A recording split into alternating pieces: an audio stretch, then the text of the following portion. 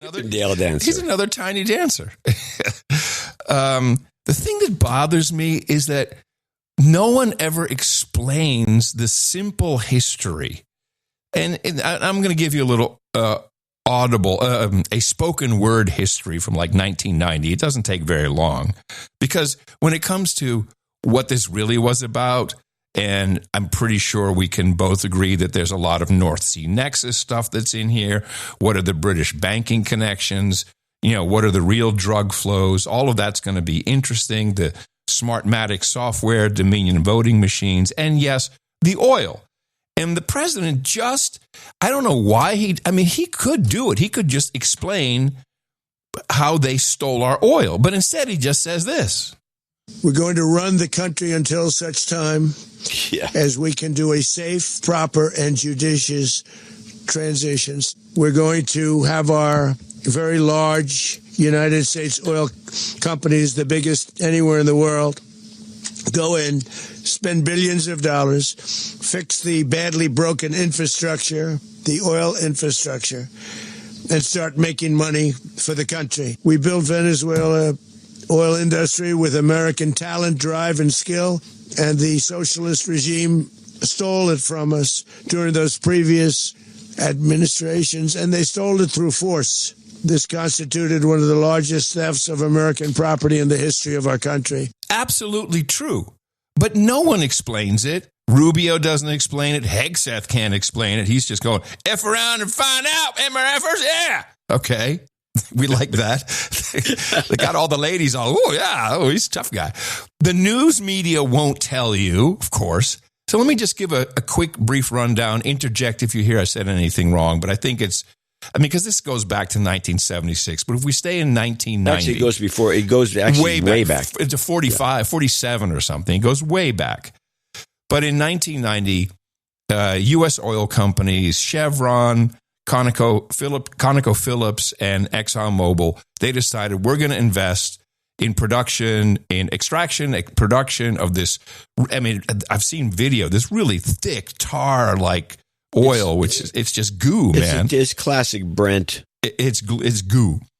So, and all the stuff that comes out of the ocean typically looks like that. And it was a really big risk. At the time, oil prices were around $40, $50. They varied one year to the other, but on average. So they set up, Venezuela set up PDVSA, and they signed the contracts with these three big companies with massive investment in the Orinoco Belt.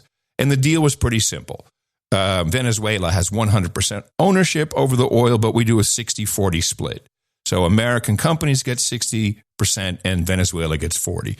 And then they put up the billions of dollars to set it all up. Everybody was happy, especially in 2000. Oil prices start rising. It's at 100.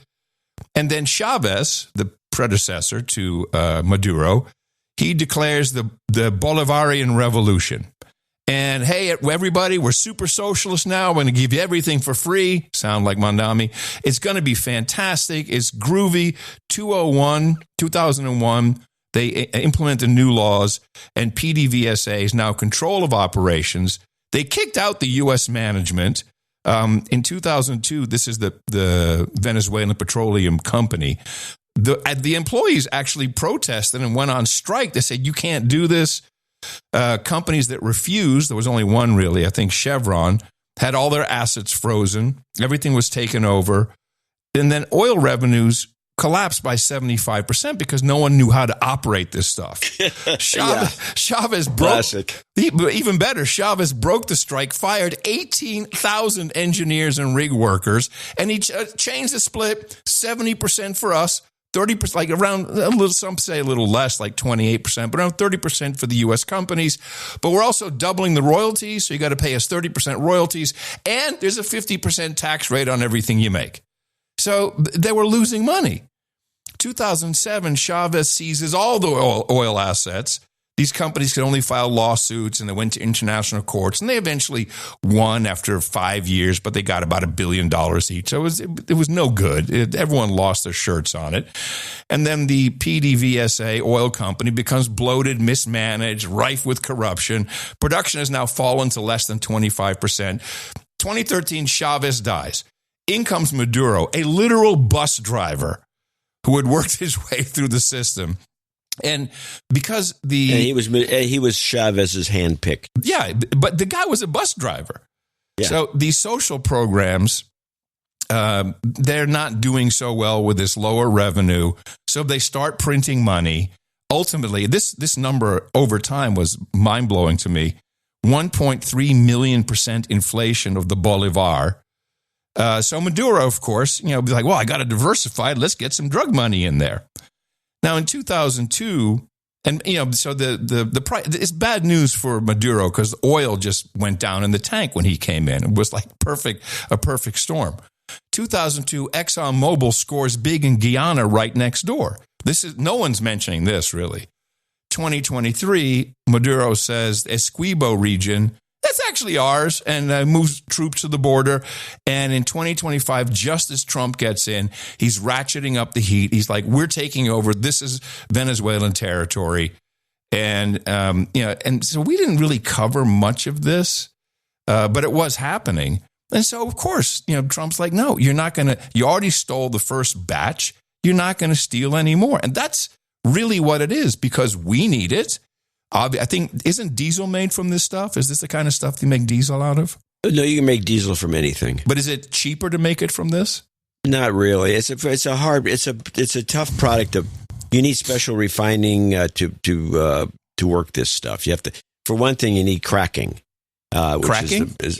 You need to crack it. Because normally with regular crude, you can just run it through especially if it's super light, you can run it through you distill it, and you get all the different cuts, and the cuts are gasoline and diesel and kerosene and all the rest. But it's quite a process.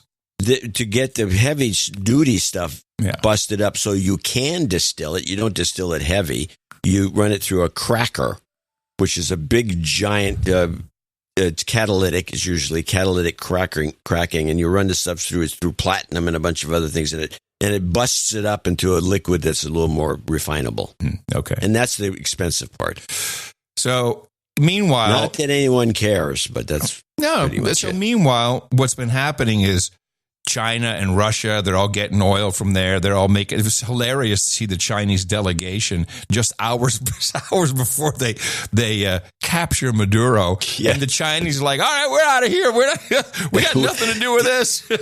People have pointed out that this was like the Chinese they do this constantly. They don't want to get involved when all hell breaks loose. And they gave a number of examples of this, but the one they keep forgetting, which we bring up on the show, is the one in Libya. Yes. Where they had this whole area. They were building up these big buildings and everything, and they just took off. It's like, they're still there. Bye. We don't want to, and they're very non-confrontational, the Chinese. So, now I will say January 3rd, this actually comes from I have a new contact, former 5, former 6, not sure yet. She's a producer. She listens. I know she's a spook, but I'm not sure she's MI5 or MI6. I believe she's retired. She said, coincidentally, January 3rd is significant. 36 years ago, Noriega surrendered to U.S. forces after hiding in the Vatican embassy, flown to Miami on drugs charges. Same date, January 3rd. Trump likes significant dates. So I thought that was an interesting observation. Also, just earlier, let's see, when did this happen? I think it happened December 1st. A U.S. judge authorized the sale of shares in Venezuela-owned parent company of Citgo Petroleum to Elliott Investment Management for $5.9 billion.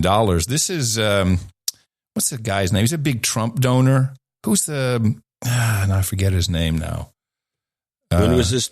When did this deal go through? This happened December 1st. Elliott Investment Man. Hold on, let me just check. I had it written down here somewhere. It's when I say the name, you go, oh, yeah, that guy. Who we are. Here we go. What's this guy's name? Paul Singer. There you go. Oh, yeah, Paul Singer. Big Trump donor. So well, he knew something. He clearly knew something. Well, I mean, it was a court case, so maybe they waited for it. I don't know. They said that they had this ready for 5 or 6 weeks, but maybe they waited for that to be cleared up just in case. But I think the next And we'll get into your clips now. I think and whenever you want me to play some stuff from the morning show. Well, I'm going to have you play something right now since you just mentioned Paul Singer. But I don't want you to finish. I don't want you to finish yet. No. In other words, you got more to say. But because you played Paul Singer, play this Polly Market clip. Polly Market. Looks like we have another Nancy Pelosi on our hands because last night, before U.S. forces captured Venezuela's President Maduro, someone placed a bet on Polly Market that was going to happen, and they won big. This Polly Market account that was created less than a month ago in December, yesterday bet $30,000 that Maduro was going to no longer be the president of Venezuela. And then overnight, the U.S. captures him, and this user comes up on a fat $400,000. What are the odds? Now, because of the Stock Act in 2012, elected officials do have to report their stock trading activities. But Polly Market is a big, fat loophole. Under the Stock Act, elected officials have to report stocks, bonds, ETFs, and even crypto assets. But because Polly Market's a predictive betting app, well, it falls into a gray zone. 2026 goes, I'd say keep your eye on Polly Market for any insider trading versus the stock market.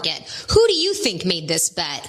As always, let me know down below. Why are you yelling at me? Is that a news clip or is that a TikTok thing?